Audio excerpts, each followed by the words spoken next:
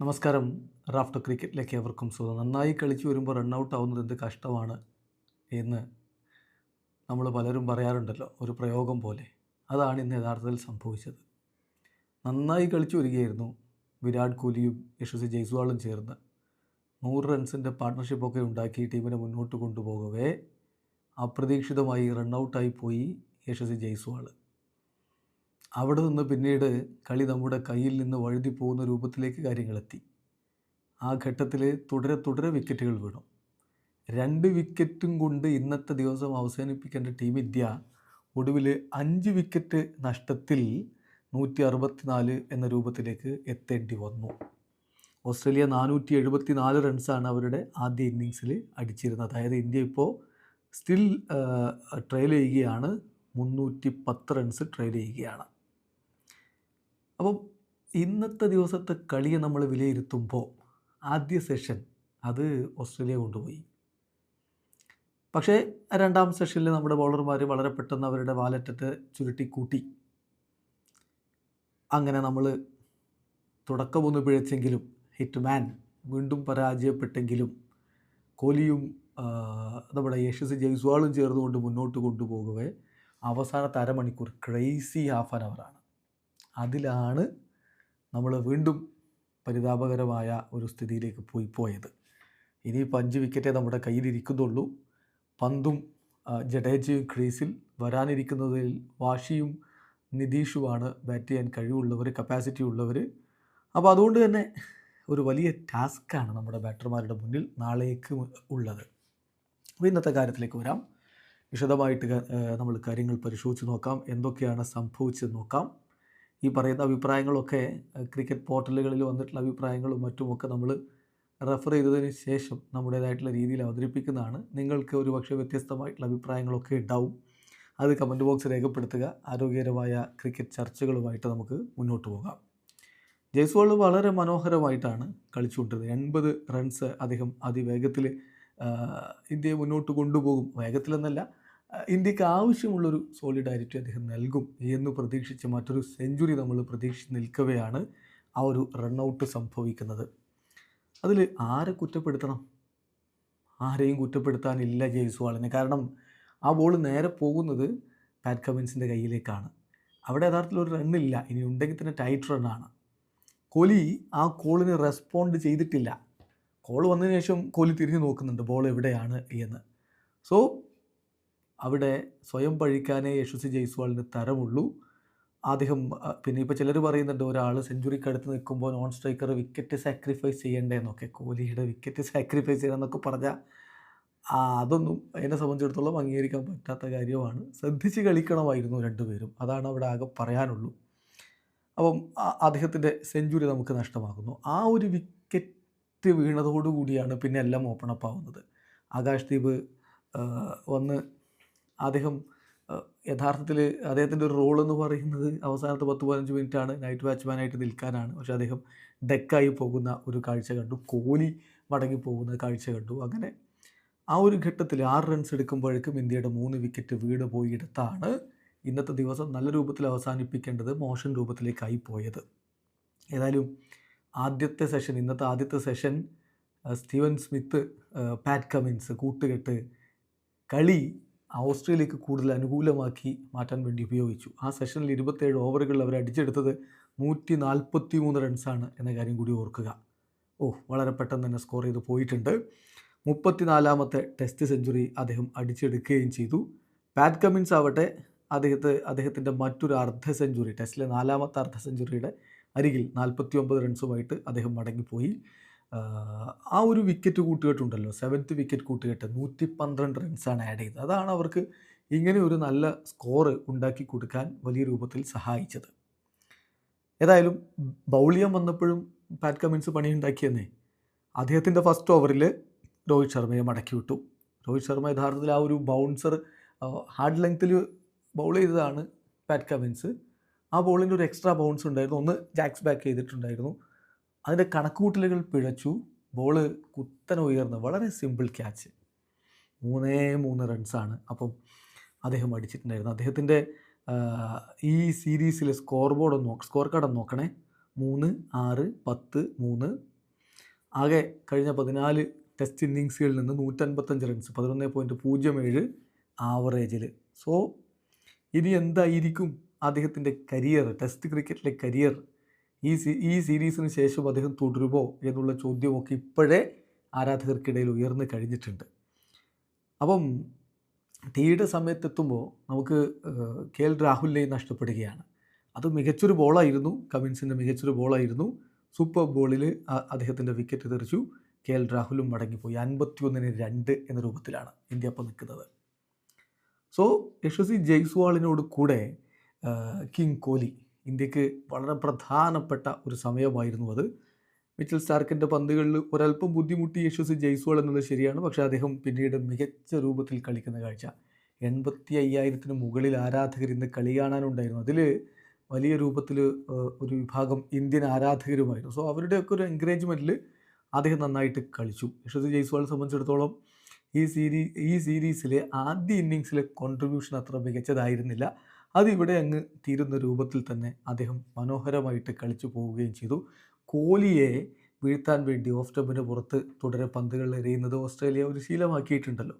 ഇന്ന് വളരെ കാമായിട്ടാണ് കിങ് കോഹ്ലി കാര്യങ്ങൾ കൊണ്ടുപോയത്.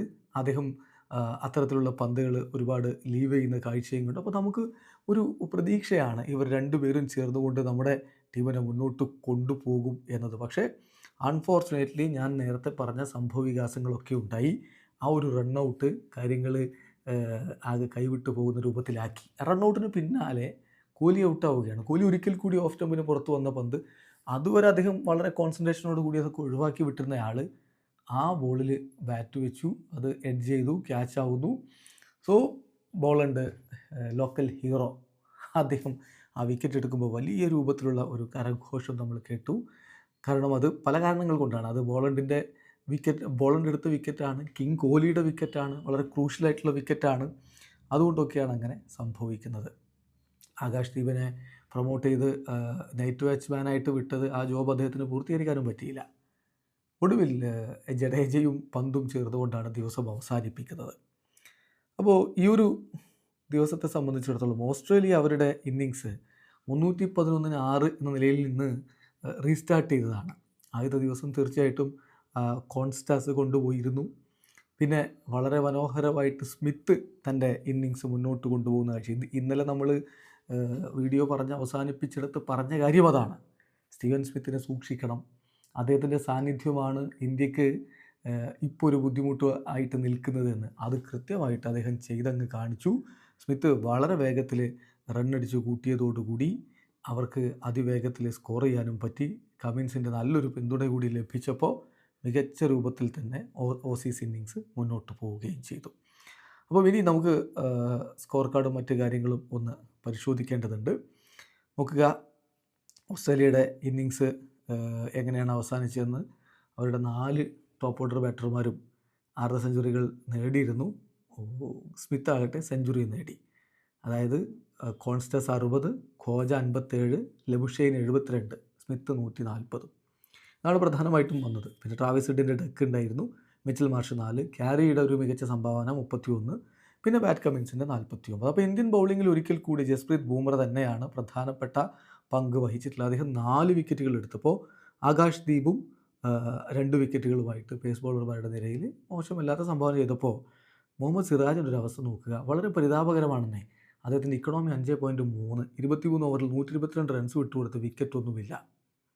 അതും ഇന്ത്യക്ക് ഒരു തിരിച്ചടിയാവുന്നുണ്ട്. മറുഭാഗത്ത് നോക്കുക, സ്റ്റാർക്കും കമിൻസും ഒക്കെ ബോളണ്ടും ഒക്കെ എത്ര മികച്ച രൂപത്തിലാണ് ഓസ്ട്രേലിയക്ക് വേണ്ടി പന്തെറിയുന്നത്. ഇവിടെ ബൂംറ ഒഴികെ മറ്റാർക്കും വലിയൊരു ഇമ്പാക്റ്റ് ഉണ്ടാക്കാൻ പറ്റുന്നില്ല. എന്തായാലും രവീന്ദ്ര ജഡേജ 3 വിക്കറ്റ് എടുത്തു, വാഷിംഗ്ടൺ സുന്ദർ 1 വിക്കറ്റും എടുത്തു. അതാണ് ഇന്ത്യൻ ബൗളിങ്ങിൻ്റെ ഒരു കാർഡ്. ഇനി ഇന്ത്യയുടെ ബാറ്റിംഗ് നമ്മൾ പറഞ്ഞല്ലോ, രോഹിത് ശർമ്മയും യശസ്വി ജയ്സ്വാളും തമ്മിൽ ഓപ്പൺ ചെയ്യാൻ ഇറങ്ങുമ്പോൾ നമ്മൾ പ്രതീക്ഷിക്കുന്നത് രോഹിത്തിൻ്റെ ഭാഗത്ത് നിന്ന് വളരെ മികച്ചൊരു സ്റ്റാർട്ടാണ്. ബട്ട് അൺഫോർച്ചുനേറ്റ്ലി അദ്ദേഹം വീണ്ടും നിരാശപ്പെടുത്തി. 5 പന്തിൽ നിന്ന് 3 റൺസ്. ബോളണ്ടിൻ്റെ പന്തിൽ കമിൻസിൻ്റെ പന്തിൽ ബോളണ്ട് പിടിച്ച്, അതായത് കമിൻസിൻ്റെ ഹാർഡ് ലെങ്ത്തിൽ വന്ന ബോൾ അടിക്കാൻ ശ്രമിച്ചു, കൂത്തനെ പൊന്തി ബോളണ്ട് പിടിച്ച് പുറത്താവുകയാണ്. KL രാഹുൽ 42 പന്തിൽ നിന്ന് 24 റൺസ്. കമിൻസിൻ്റെ സൂപ്പർ ഡെലിവറിയിൽ ബൗൾഡായി പോകുന്ന കാഴ്ചയാണ് നമ്മൾ കണ്ടത്. യശസ്വി ജയ്സ്വാളും കിങ് കോഹ്ലിയും ചേർന്ന് ടീമിനെ മുന്നോട്ട് കൊണ്ടുപോകാൻ ശ്രമിക്കവെയാണ് ജയ്സ്വാൾ പുറത്താകുന്നു. 118 പന്തുകൾ നേരിട്ട് 82 റൺസാണ് ജയ്സ്വാളിൻ്റെ സംഭാവന. 11 ഫോറുകളും 1 സിക്സറും. തൊട്ട് പിന്നാലെ വിരാട് കോഹ്ലി പുറത്തു പോകുന്നു, 36 റൺസ്.